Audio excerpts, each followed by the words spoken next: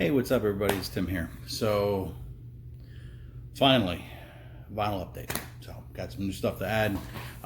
What you heard at the top was, and this is something I showed before, but it's kind of where my headspace is at right now. Listening tonight to a little The End. This is introspection. So this is if I want to remember correctly, this is a Record Store Day release in UK. This was a 2-disc.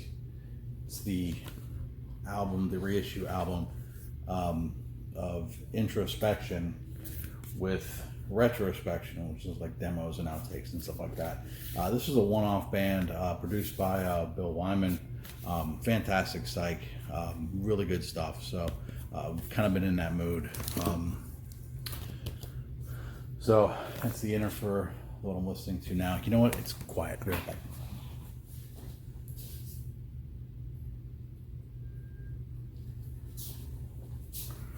All right. Sorry about that. I just need a little background music, so hopefully that'll get me through. Anyway, so I got a stack of vinyl to show stuff that I have been listening to, that I've picked up, and a little bit of a life update too. So first up, I've had this in my to clean / play for a while to give a review, but I pulled it to the front because somebody else has recently shown it and pretty much just fallen in love with it.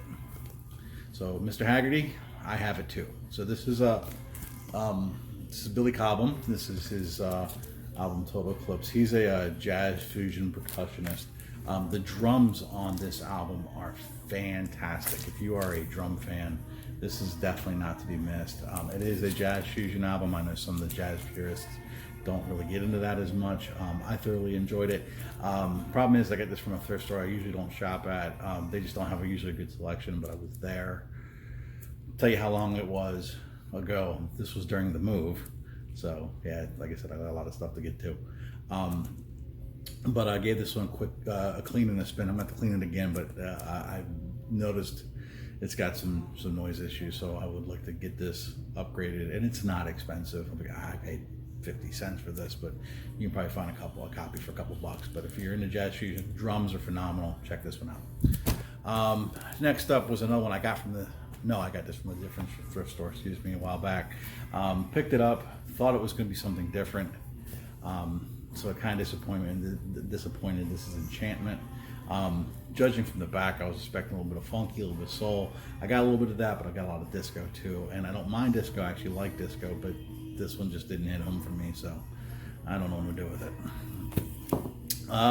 But that same thrift store where I picked up Enchantment delivered with this. This is something that when I see, I buy. Because they're never expensive and they're usually really good, and that's Dave Brubeck. This is the Dave Brubeck Quartet, Time Further Out, so kind of a little after the time out. Again, another album where he experiments with time signatures. It is a Columbia 6i. I went ahead and did a needle drop of this one just because there was a couple songs that I thought would really stand out.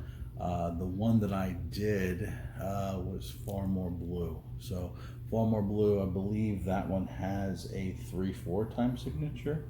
Excuse me, 5/4 time signature. So, and you can kind of see it's all done as inspired by the cover painting done by Jean Miro, which is this painting right here. It was kind of inspired by it. So, but anyway, enough rambling. Let me get to a little clip that I gave you of Far More Blue.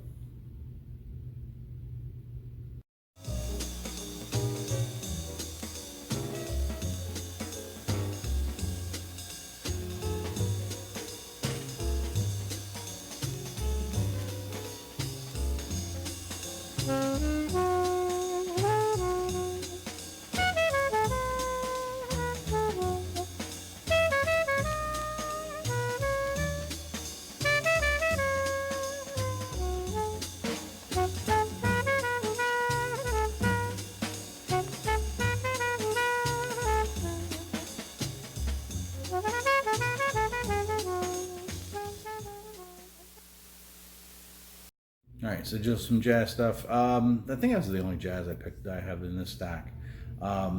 This one's a Stone Cold classic. I think probably one of the better live albums that's ever been released ever. I know some people may disagree with me. It's my opinion. I win. And that's Kiss Alive. I actually like this better than Alive 2, although Alive 2 I think has a couple better songs. Like aside for the studio stuff, I love Rocket Ride, but the first 3 albums of Kiss are just phenomenal, and this really started to capture the live shows of Kiss and save Casablanca essentially. The first 3 albums didn't have great sales. They put this out as a last-ditch effort, and yeah, I know there's overdubs and things like that, but it happens on a lot of live albums, so let's deal with it. But you've got just Do Strutter, Hotter Than Hell, Firehouse, Come On and Love Me, Nothing to Lose, Parasite, She, one of my favorite songs by them, Black Diamond. You've got Cold Gin, Rock Bottom, Rock and Roll All Night. I mean, this album does not let up. So I see early Kiss, I'm going to buy it. Definitely need an upgrade on this one. It's from VG, but it'll do me for now. So completely in the same lane. I mean, these bands are synonymous. Steely Dan. I mean, you get them mixed up all the time. This one's Katie Lied, got the big hit Black Friday on it. I like Steely Dan, you know. I mean, I know they're not for everybody, but tight musicians, great stuff. So this was part of a collection I picked up end of last year. Like I said, it's just been crazy. So I'm going through, I'm cleaning things. Kind of one of the many reasons I'm on a buying freeze, just because it's just, I'll get to it at the end. Anyway, so that was also in this collection, and it's beat, but this is more for my kid, for my youngest, my who now is 6. I keep wanting to say a 5-year-old. He just turned 6.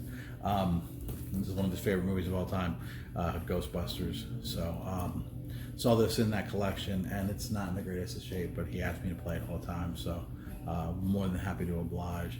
Obviously, you have the Ray Parker song, which was settled out of court. It hadn't been that long ago, I don't think, because Huey Lewis sued him. Said it sounded a lot like I wanted a drug. You know, we take inspiration from what we hear, kids. So, but you know, it's got some other stuff from the movie and some of the cinematic sounds as well. So, but this is a staple in my house. You know, Ghostbusters. If we don't have it around, somebody's gonna have a problem. So a couple weeks back, we went to a flea market or farmer's market or some shenanigans, and there was a dude there who was selling vinyl inside a bar, and I was like, all right, it's cool. And my wife's like, I know you want to go. And I was like, well, I do, but it's not what I'm here for. So we were kind of a family day, so I did a quick flip. His stuff that he had, like price point wise, I really didn't see much. Some of it was high, you know, and I will be honest, here in Orlando, you can find stuff, but it's priced out of the market because it's a tourist area.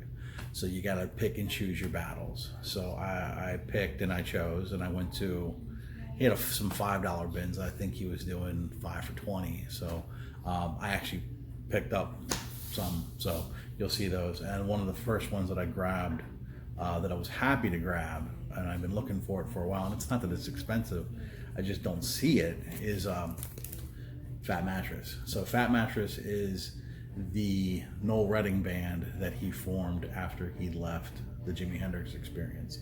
I've been familiar with it. I heard a couple tracks. It's okay, but I am obsessed with the Experience and anything Jimmy did, and then to get things that other members of the Experience did. So this was a no-brainer for me. I spun it a couple times. I like it. It's not like it's going to win any awards. I wouldn't say run out and add it to your collection immediately, but it's not bad. You know, it's a $4 record. One that I was shocked to find for $4. And not that it's expensive. It's not like it's priced out of the market, but I just never see this band this cheap. So I pounced on it. Needed a really good cleaning. And I could probably use another because there's some ticks and pops. But I'm actually going to do a needle drop on this one. I was shocked I could even pull that off. and this is a later release for this band, and that's a Gentle Giant interview. So those of you who watch my channel more than 3 times know I love a lot of hip hop, but I also love a lot of prog. And these guys definitely fit into prog. Let's just call it what it is. So this one is 76. So their earlier stuff is probably a little bit more desirable. It doesn't mean they slowed down at all. They still sounded phenomenal. They definitely, on this album, you can hear some music that is influenced by Yes, but if you listen to newer prog, things like Porcupine Tree and Steve Wilson and those kinds of performers, you can hear this is some of the stuff that they were digging on as well. So you can hear a lot of those elements. It's that classic prog, and it just keeps rolling. So what I did, here I'll show you the label, because this one I'm not storing in the sleeve because the sleeve's gonna be. So I did a needle drop on Timing. It's the 3rd track on the 2nd side, just to kind of give you a little bit of taste of that, and you can hear some of the Rick Wakeman influenced keyboards on this one. And then it also, like I said, sounds a little bit like some of the more prog of today. So here is Gentle Giant.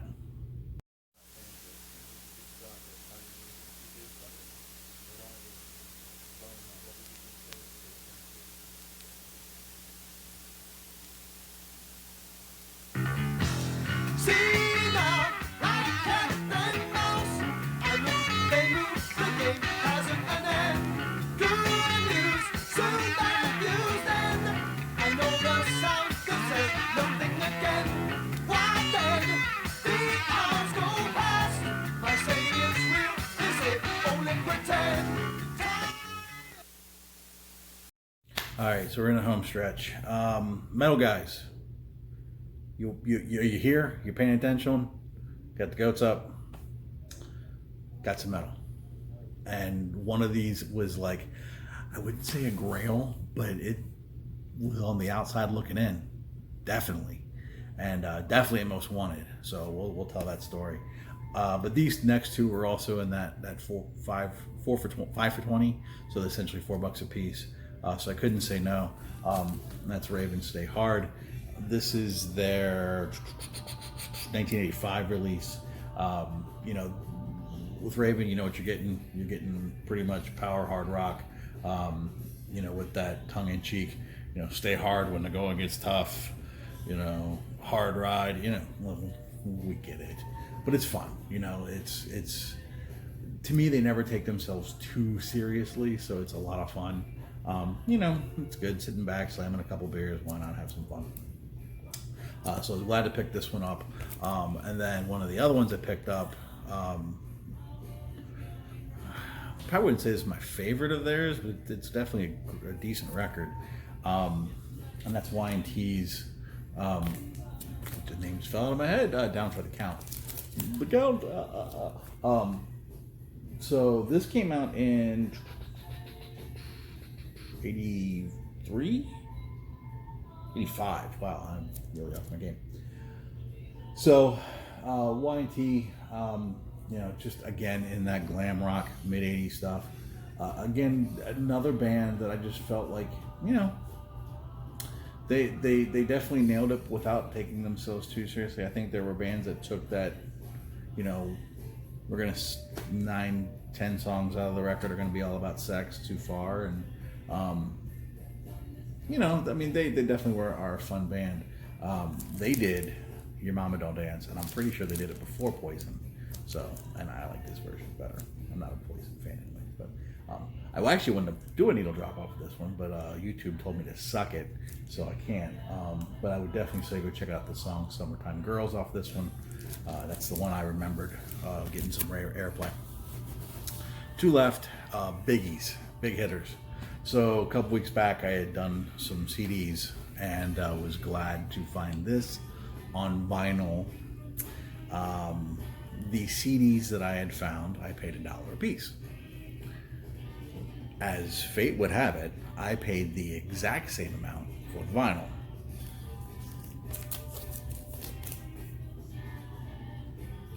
So for $2, I got this on CD and vinyl. And I ain't mad.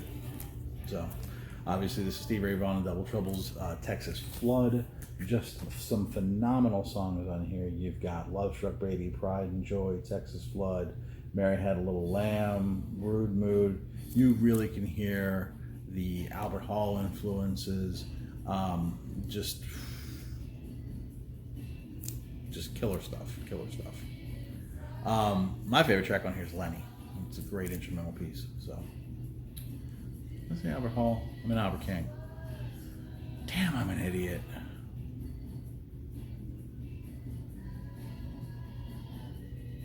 Anyway, I'm not retaking this. The hell with it. Just laugh at me out all you want. I don't care. So anyway, glad to have this. This has been in heavy rotation because it's Stevie. So probably my number 2 guitarist of all time. So need to get all the rest of his wax, but it's coming. So, and then lastly, my minor grail, my high most wanted, whatever the hell you want to call it. I really wanted this album, and I had missed out on one, and it was super clean, and it was priced fair. I wouldn't say it was a steal, but it was priced fair, and just couldn't make it happen. One of my local shops had posted that they had it, and I just couldn't make that transaction happen. So it was not meant to be. But the guy I got that from, Stevie Wonder, who he had it in a dollar bin, and I think he realized he screwed up on that one. He didn't have a price on this, so I had offered him a lump on everything, and he said he couldn't do this one for less than 15, and I actually talked him down to 12, which I thought was a good price because you just don't see this. Slight bend on the cover, but the vinyl is clean. Oh yeah. Some great prog metal from Sabotage. So this has their classic rendition of Prelude to Madness and Hall of the Mountain King. Just fantastic stuff. I love this album from the beginning to end. I had this on cassette way back in the day when I, had cassettes. It was one of those, like, you flipping through the metal section, looking, and you're like, oh, that looks cool. I bet you it kicks ass. You buy it, and you're like, it does. So, you feel vindicated in that one. So seeing it on wax was a huge happy for me. Need to get more. I'm familiar with a couple of other albums, but this is the one I always knew. Just got to find them. So glad to pick that up. Again, one of the new Needle Drop, and it's banned in 8 countries. Guess where one of them is? That's right, the good old US of A. So that's what I've been recently listening to that otherwise hasn't been shown. So, quick life update because I don't want to take a lot of time, but my mother-in-law's surgery got pushed back to this week, so we've got that going on. So I'm going to be doing a lot of back and forth with the family, kind of hoping that everything goes well. In case you didn't see your prior video, my mother-in-law has lung cancer. It's not spreading, but it's just on the top of her left lung, so they're hoping surgery should remove it all. Problem was that she's got other issues, and she was extremely underweight. So apparently she's put on enough to make surgery happen. So my wife is going to be down there for at least 2, maybe 3 weeks, helping her kind of recover a little bit. They say it's an 8-week recovery period. We don't know how long it's going to be, thankfully. My wife and I work at the same spot, so thankfully they're going to let her work remotely as much as she can. So hopefully if FMLA will kick in as well. But so that's one thing. But a couple weeks ago, and see, this is why I had been putting this one off. A couple weeks ago, our pup, I say pup, Raven, she was almost 15. So she had been losing a little weight. We've been trying to fatten her up. I gave her some table scraps. She's old, let her enjoy life. She wasn't eating anything. And she had 2 accidents in the house, and it was would have been 2 weeks ago. We loaded her in a car and she didn't come home. So it's when they're that old, you know they're no longer in pain, and you have to trust in your decisions. But it royally ripped everybody up, and to us, they're family. She was our little girl. My wife has been pretty much a mess. She's doing better, but she just, for days, she hardly ate, so it's been rough. We all miss her, and it's been tough. I think for me, the hardest part is the change in the routine. You come home and she's not there to greet you, or you don't take her out. It's been really tough. So it's been rough. And because of the medical bills there and the traveling back and forth that we're going to have to do for mother-in-law, I'm just like, you know what? I don't need records right now. So I'm on a buying freeze. If I see something for $1, sure, but it's not high on my priority. I got enough stuff to listen to anyway. Half of the big thing you have back there, I'm slowly working on getting those cleaned up, and they're cataloged, but I'm still working on so much. So anyway, thank you. You know what? Each and every one of you who like, comment, subscribe, whatever it is, just watch. You're all friends and family to me. So that's why I feel like it's okay to be able to kind of share these things. So sorry I went long. I'm going to try to put a little photo collage we have of Raven at the end, just for us to say goodbye. So hopefully all's well. Don't mean to end it on a down note, but unfortunately shit's real here. Love you all. Hopefully everybody's having a wonderful summer so far. We'll talk soon. Peace.